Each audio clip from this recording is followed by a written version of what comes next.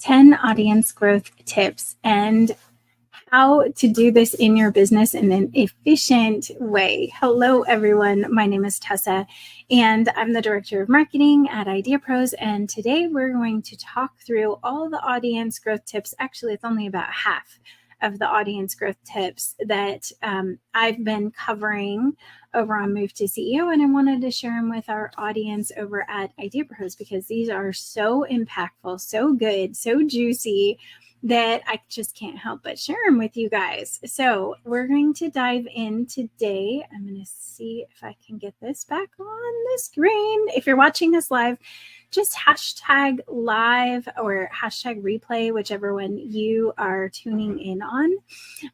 And we're going to go through pretty fast. So if you have any questions, let me know in the chat and we will give you more information about them or how to do them. They are pretty simple, I think. And really the point of this is to have an audience that is ready to buy and happy to pay.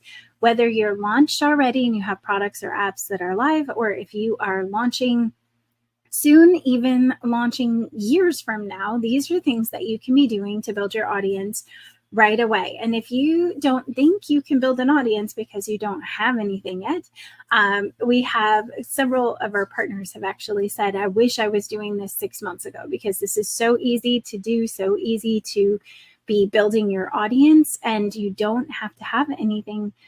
And I'll explain why.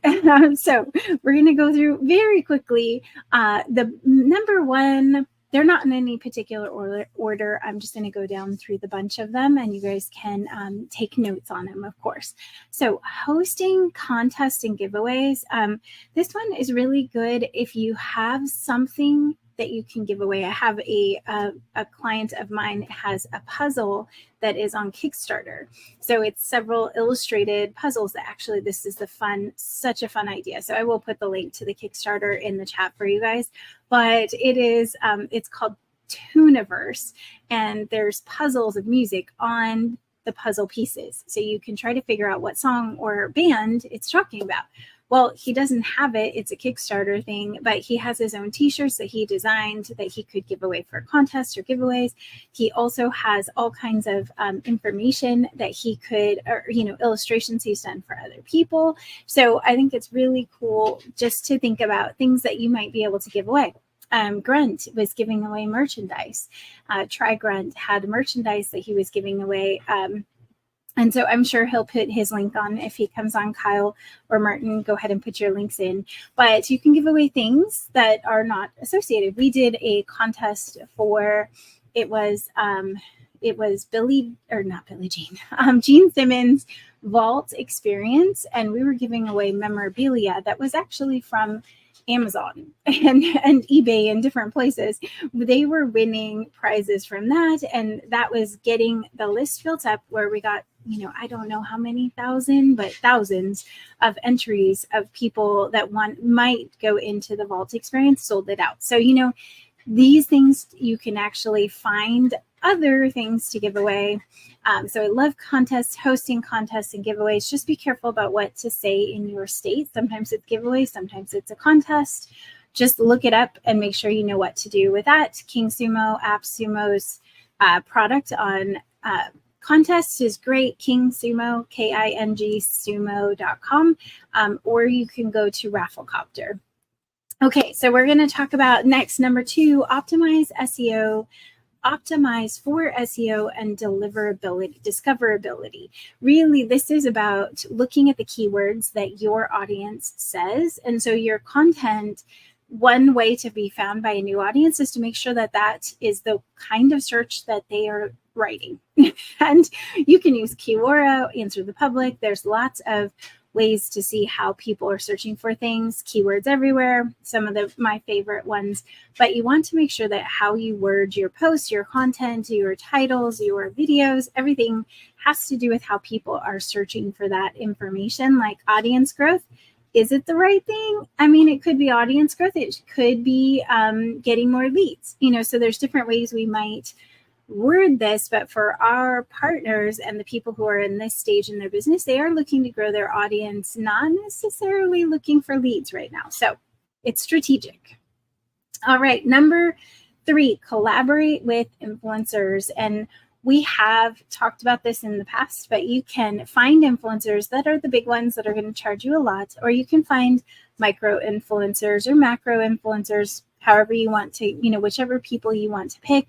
But the influencers are the people who are in front of your audience now. So for IdeaPros, that might be the audience might be some invention. Well, Shark Tank. Okay, that's an obvious. Like a lot of our clients, our partners actually come from a space of they watch Shark Tank and they want to get their product or app on there. So look, that's a great way to collaborate. And we actually work with a marketing company that works with somebody from Shark Tank.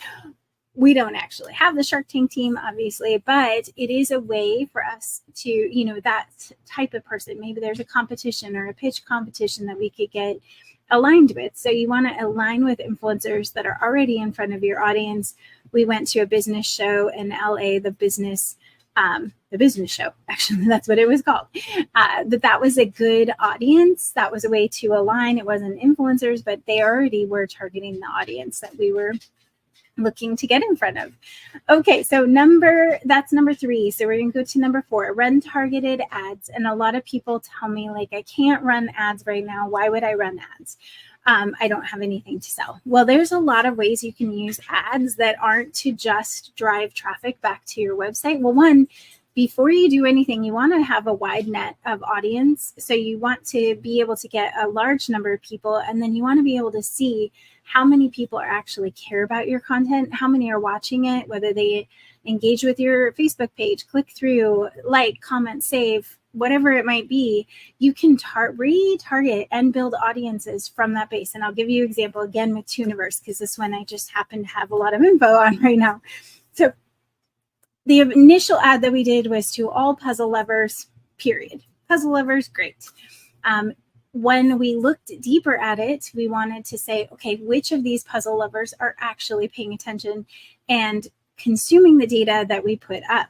So watch the page, linked through, clicked a link, whatever it might be. And then we asked the ads to create a lookalike audience based on those people that were the right people that were consuming it, that were taking action. And in the beginning, we had, $5 a lead, and that was to just a landing page view, which is high. Okay, you don't want to be that high. But when we tweak things, we were able to change the ads, work on the audience, and make sure that the audience that's seeing the content and consuming it is the right people.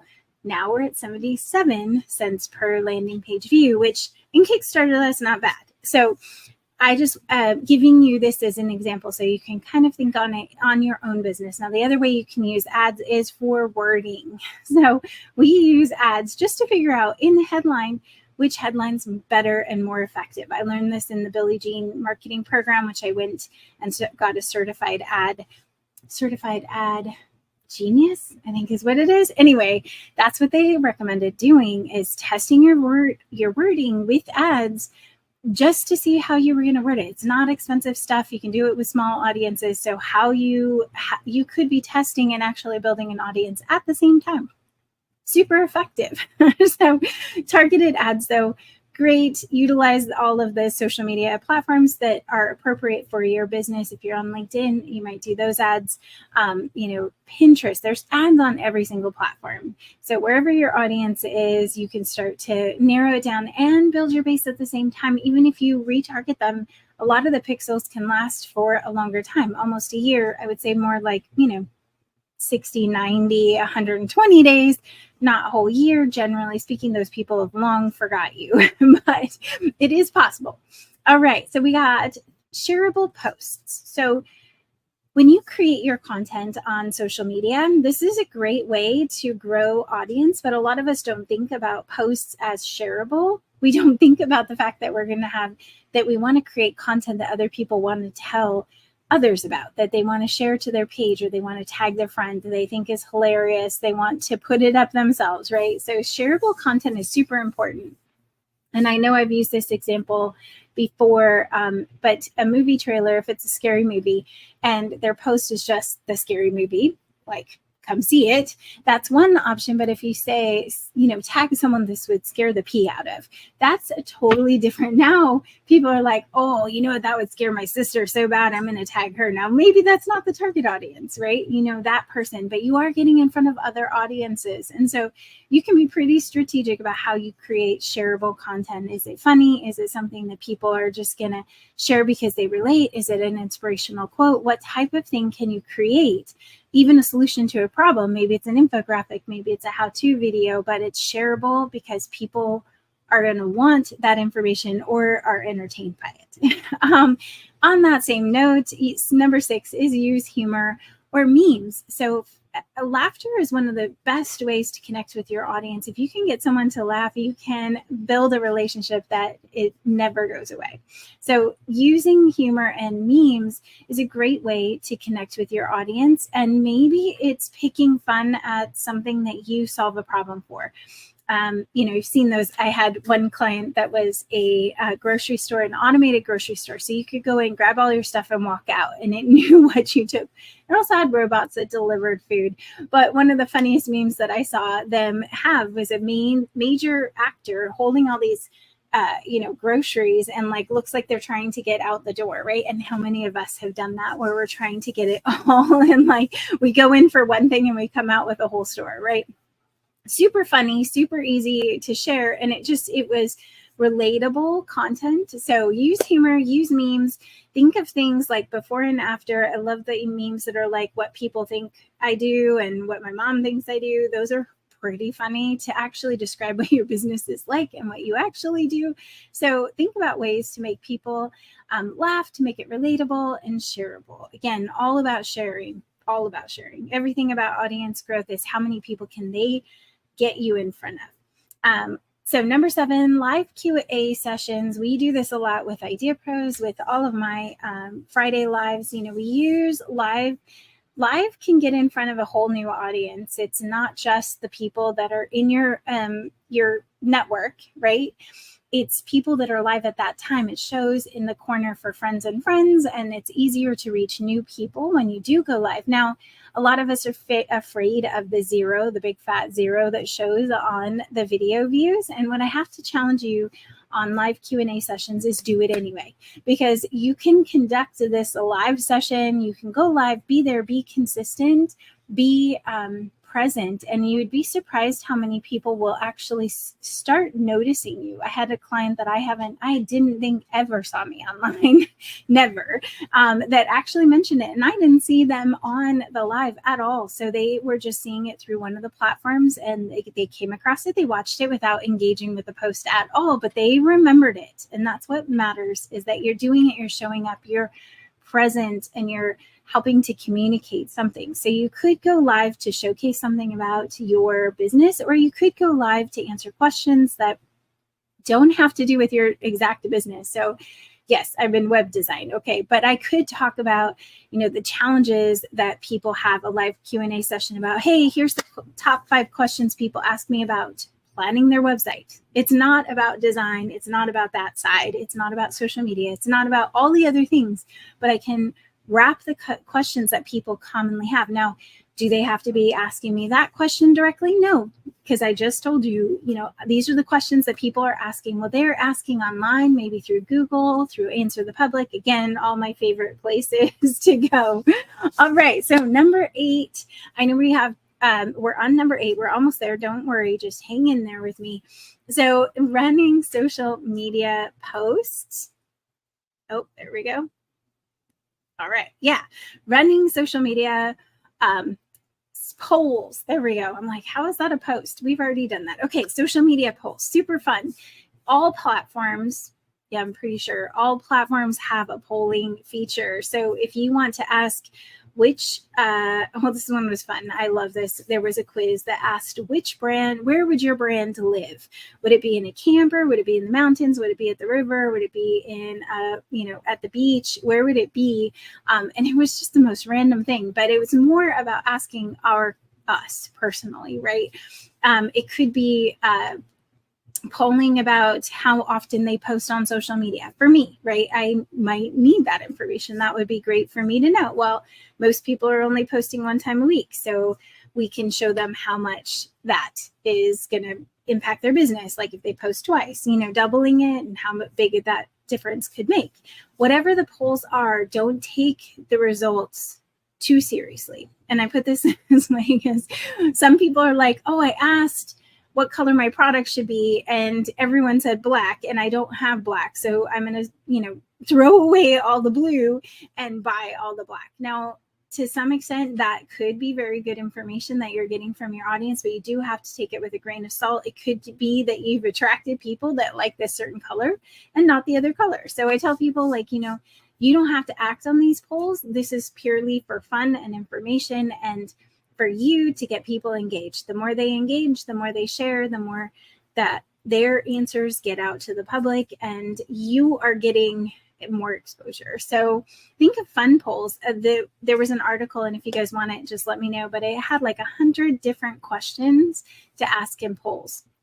And it was, some were just would you rather type situations. Some were yes or no. There is also on the different social media platforms, there are slides too. So on Instagram, if you use a sticker, a lot of these are in stickers and stories, and on Instagram, on their reels, you can do some of this activity over on that side, but mostly in your stories. That's where a lot of the polls live on Instagram. You can actually have the slide with a face. So how much do you love it? They slide or interact, and that's really big. You can also have them answer questions. So they can do polls or answer questions. I just threw that one in there for you guys. So number 9, share user-generated content. I love this one. Most of us don't think about the fact that we have this awesome audience that can help us do content. So when we did the contest, now this is pairing 2 of them, we did the contest for Ramsey Hotel, where they were submitting their pictures of their moms, pictures, videos, why their mom should win a vacation.